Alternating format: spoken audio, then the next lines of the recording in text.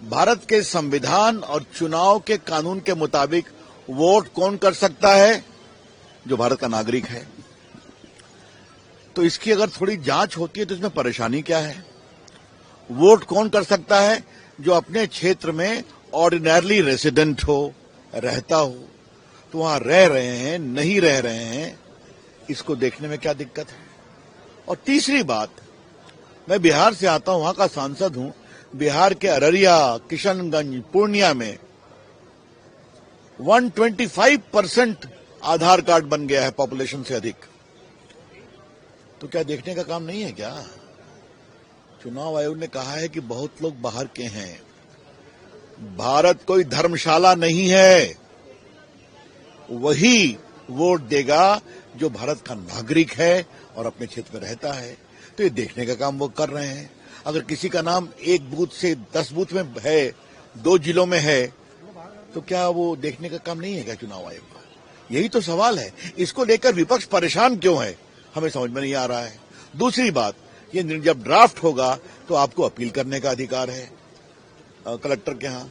वो अगर नहीं सुनेंगे तो आप जाइए चुनाव आयोग में मुख्य निर्वाची अधिकारी के यहाँ, तो इतने अपील का फोरम है।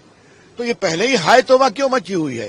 हाय तौबा इसीलिए मची हुई है कि बांग्लादेश और घुसपैठियों की बिना पर जो राजनीति करते हैं वो घबराए हुए हैं। बहुत दुखद है और मुझे लगता है कि जो भी हुआ है वो सब सामान्य सा नहीं है।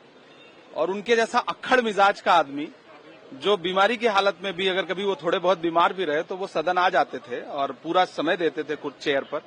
उनका ये कहते हुए कि स्वास्थ्य कारणों की वजह से इस्तीफा दे रहे हैं, मुझे सब सामान्य नहीं लग रहा है। और कम से कम सरकार को इस पर बोलना चाहिए। सरकार बिल्कुल चुप है और ये चुप्पी जो है वो दर्शाती है कि सब कुछ सामान्य नहीं। एसआईआर को लेकर आज आप लोग कुछ प्रोटेस्ट करने वाले हैं और मुद्दा उठाएंगे क्या हाउस में? बिल्कुल ये मुद्दा उठेगा, क्योंकि ये सीधे सीधे वोटबंदी का मुद्दा है।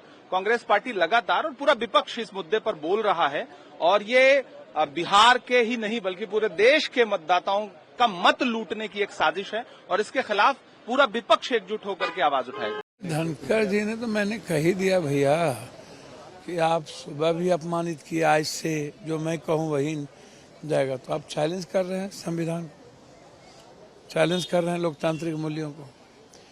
फिर उसके बाद शाम में आप एडवाइजरी की बैठक रख करके आप अपमानित कर दिया लगातार। तो इस लोकतांत्रिक मूल्यों में जब भारत के 140 करोड़ लोग परेशान हैं, अब मुख्य कानून है क्या? लगातार उनका प्रोग्राम आ गया 2 दिन के बाद। यदि अस्वस्थ होते तो पहले रिजाइन करते या बाद में करते। तो बहुत बड़ा घालमेल और तालमेल तो है, चाहे वो वर्मा जज का मामला हो चाहे अन्य मामले हों, कहीं पे निगाहें कहीं पे निशाना है। देखिए, उपराष्ट्रपति का इस्तीफा अचानक है और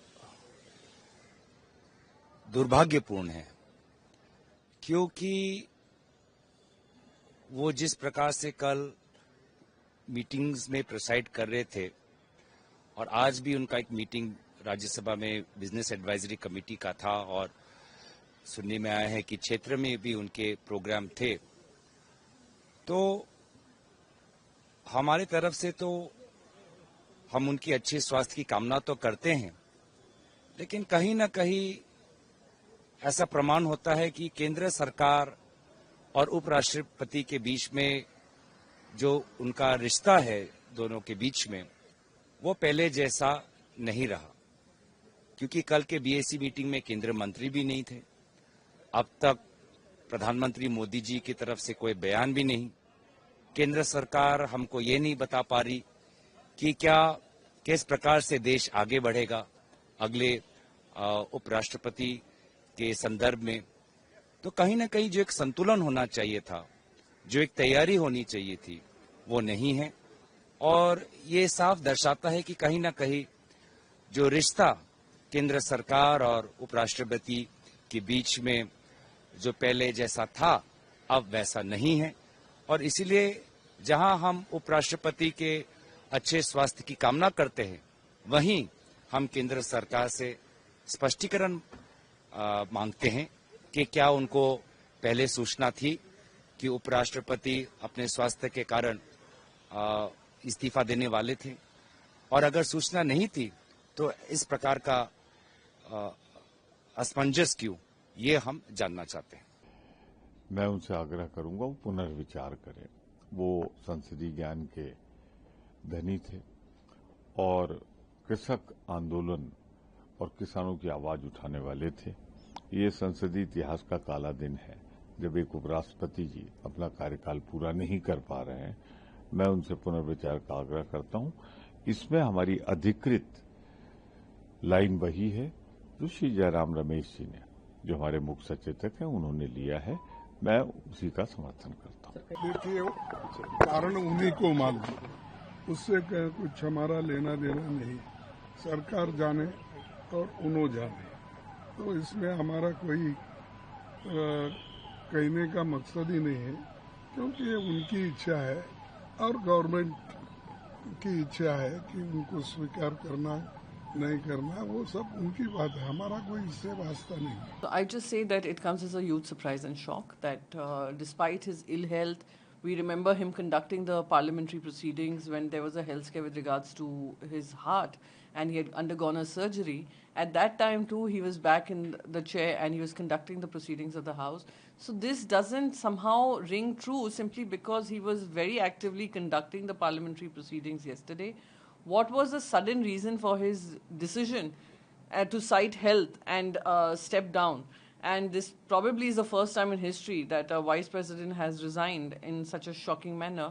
So I'm hoping that we would get to know more when the parliament session begins. But what is most important is that there should be no disruption in the proceedings of the House, in the proceedings of how the work is conducted in his vice president's role, and proceedings of the House by his role as the chairman. Vote काटने की और मनमाने vote जोड़ने की साजिश चल रही हो तो राज्यसभा के चलने न चलने क्या औचित्य है? और उपराष्ट्रपति के इस्तीफे पर आपका क्या कहना है? उनका इस्तीफा स्वीकार भी कर दिया। उपराष्ट्रपति का बड़ा आश्चर्यजनक है। कोई वजह तो नहीं है। अब उसकी वजह पता नहीं, कोई वजह आप लोगों को पता हो तो हमें भी बता दो। देखिए, मैं सबसे पहले तो उनके स्वास्थ्य के लिए जो है कुदरत से प्रार्थना करता हूं कि वो उनका स्वास्थ्य अच्छा रहे। और अचानक जिस तरह से उन्होंने इस्तीफा दिया, एक चिंता की बात तो है ही, सब जगह अटकलें लग रही हैं, लेकिन मैं तो महामहिम राष्ट्रपति जी को, क्योंकि उनका अधिकार है, ये उनसे आग्रह करूंगा कि उनका इस्तीफा जो है स्वीकार कर दें। अच्छा जो है उनका कार्यकाल रहा है, वाद विवाद हो सकते हैं, लेकिन एक अच्छा व्यक्तित्व है और किसानों के लिए हमेशा से खड़े रहे हैं।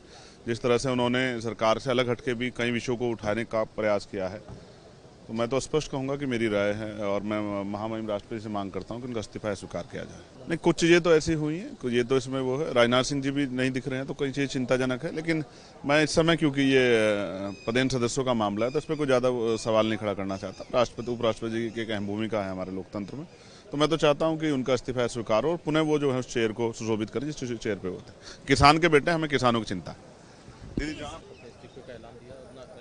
बिहार पता है कि हार रहा है, अपोजिशन वहां सरकार नहीं बना पाएगा, क्योंकि प्रधानमंत्री मोदी जी, नीतीश कुमार जी का जो विश्वास है सरकार का डबल इंजन का, क्योंकि हम बिहारिया हमके समझ ला, ये बिहार हमके सुपरस्टार बनौले। हमको गांव गांव चप्पे चप्पे से फोन आ रहा है कि पूरा नीतीश जी के प्रति, भाजपा के एनडीए सरकार के प्रति पूरा रुझान है, माताओं का, बहनों का, युवाओं का, क्योंकि उन लोगों ने पहले के बिहार को भी देखा और अब बिहार को भी। तो सत्य के साथ है और ऑपरेशन सिंदूर का असर बिहार के एक एक जनमानस पर, जैसे भारत पे पड़ा, बिहार पर उसका असर बहुत, क्योंकि बिहार से बहुत फौजी भाई हैं तो उनको भी पता है।